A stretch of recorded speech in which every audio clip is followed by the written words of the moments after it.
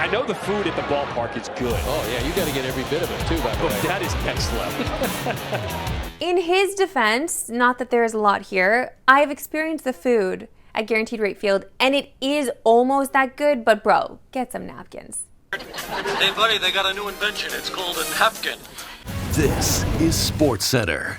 Hey, I'm Marissa Roberto, back from a little baseball exploration, and man, are we excited about the game tonight. Because the Oilers' season is pretty much on the line against Dallas. And the legacy of Connor McDavid is also on the line. Because this is arguably the biggest game of his career. I mean, no pressure or anything. This has been an odd playoff run for McDavid, as he's either really delivering or not at all. In Edmonton's 9 wins in the playoffs, he's got 21 points. But the losses have been ugly. 1 goal and 3 assists in 6 games, but for 4 of those games he was held off the score sheet entirely. In the 76 regular season games he played, he only had 12 games where he failed to register a point. So yeah, it's been a big difference in these playoffs. But if McDavid could get going tonight, maybe he could give Leon Draisaitl a little bit of a boost. In the first 2 rounds, Draisaitl was on an absolute tear, putting up 24 points in 12 games. But versus Dallas, he has just 1 point in the first 3 games of the series, and was held off the score sheet entirely in games 2 and 3. So if the Oilers are going to have a shot to get back into the series, they need McDavid and Draisaitl to show up tonight. Outside of those 2, the biggest question the Oilers faced tonight was whether they should pull Stuart Skinner for Calvin Pickard. It worked out in round 2 when they found themselves down 2-1 to Vancouver. But as rough as Skinner looked in game 3, Chris Knobloch is sticking with him for game 4 tonight, although we gotta assume he will be on a short leash. Listen, it's tough out there being an NHL goalie, okay? Sometimes you don't stop the puck! Sometimes they don't laugh. Sorry, I'm on a Seinfeld kick right now. I'm a little concerned for Edmonton, but honestly, what's up with Dallas? What's this run about? I'm kind of excited for them.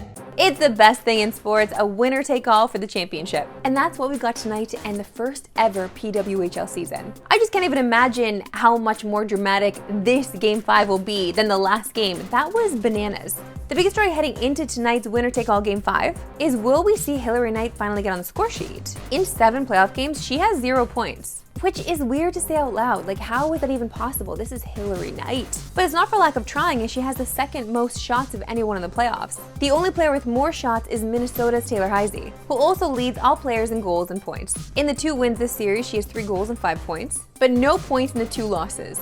Part of the reason it's been so hard to score is the tremendous play by the goaltenders, who are the front runners for playoff MVP. For Boston, Aaron Franco has played all 7 games and has a 1.38 goals against and has a .943 save percentage, which is outrageous. On the Minnesota side, they've played both Nicole Hensley and Maddie Rooney, with Hensley getting every start in the finals and allowing a combined 2 goals over her last 3 games. Heisey and Hensley seem to both be the playoff MVP frontrunners for Minnesota. But there's another player that deserves a ton of consideration, and that's Sophie Jacques. The rookie was traded from Boston and Minnesota this season, and is 3rd among all players with playoff points with 5. This has been such a tough series to predict, especially with the way Game 4 rolled out. I would like to see some redemption, though, for Minnesota, because they really thought they had it, and to have that taste in their mouths and to have it not be there anymore is devastating. So I want it for Minnesota for that reason. But regardless of who wins, tonight should be looked at as a celebration of women's hockey and how far we've come. This season has been so magical. I am absolutely delighted that I purchased those season tickets off the hop.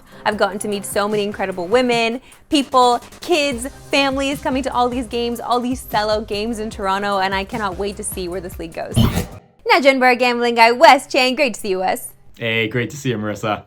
Wes, the basketball gods have blessed us with at least 1 more game. And Anthony Edwards delivered with the season on the line. If you think Minny has a shot to win Game 5, should we be parlaying that with Ant-Man props? Look, I'll start off by saying history's not on their side. When teams go up 3-0, it's usually curtains for the team that's on the bad end of it. But if you like Minnesota, you want to back them in this game, I would say you have to have Ant parlay it into whatever bet you have on Minnesota money line. Elimination game, you got to go down fighting. Ant's the guy carrying it for Minnesota. You can take any prop of his. I think he's going to show up no matter what. He's going to fight to the bitter end. Okay, we're not going to bug you for a best bet just yet, but do you have any early leans for Game 5? I'd take, once again, mentioned Ant. I'd probably lean on any prop of his to go over, but another player kind of flying under the radar in this series, Mike Conley. He's really doing a good job being a secondary player for the Timberwolves. He's got the track record, a lot of playoff experience. He's probably doing it on either points or assists. Same sort of thing as Ant. Very good elimination game track record. Another player that you can probably trail. Wes Chang, a pleasure as always. Hey, thanks for having me. This is like a fun one-time, not my favorite segment, and yours that we love sports today. Why we love sports today. And if at first you don't succeed, try a bunch more times. Is this flip possible? Seemingly no. Whoa! Ooh, no, got chills on that one. Brother. Here we go. This is the one. No, I was wrong. Ooh! I love that he's not giving up. And this is the testament of a good athlete. I would have given up after the second one. No, I'm just kidding. I wouldn't even try this. Kate, how many goes is this now? Brother! Ooh! Oh, I thought he stuck that one. Oh, okay, that was a bad jump. No! No! I keep thinking he's getting it. Wait. Yes! That was an emotional experience. I got chills. Okay, you know what? I'm gonna stop giving up on those boss battles. I'm gonna go back in for another go, I think. Okay, that's gonna be hard to top. But good news, if you are age 2 to 10, this next video definitely will. Because it's real life-sized Hot Wheels. Wait, I feel like we set that up wrong. I know a lot of men who still play with Hot Wheels, so older than 2 to 10. Here we go.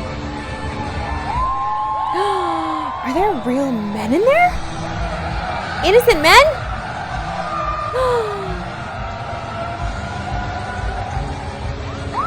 Oh my god, that's sick. Wait, I love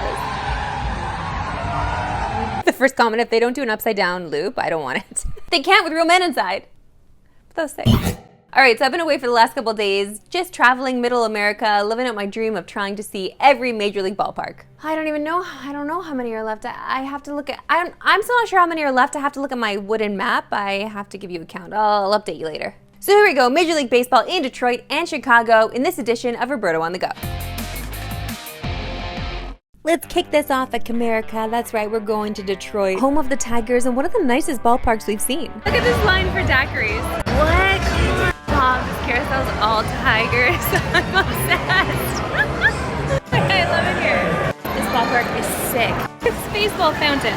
Like, come on. A Ferris wheel at a ballpark and some of the thickest tacos I've seen. Excellent park vibes, but it's time to move on to Chicago. I fear this one doesn't get the love it deserves. Okay, we're in. $8. 20? Okay. This ballpark is so unassuming and they have the best food. Tacos. We're on the hunt for the signature milkshake. Wow, we're in the kids zone. You guys. Tucked away in this weird little area. Two for you? Just one. Just waiting this way. I will say I think I hyped this milkshake up a little too much because it really is just a chocolate milkshake with all the fixings, but it is pretty. $17 plus tips, I paid $20. Did I show you baseball or did I show you food? I think we all know what's more important. That's it for me today. I'll see you back here tomorrow at a very special location. 3 Eastern, noon Pacific. See you then.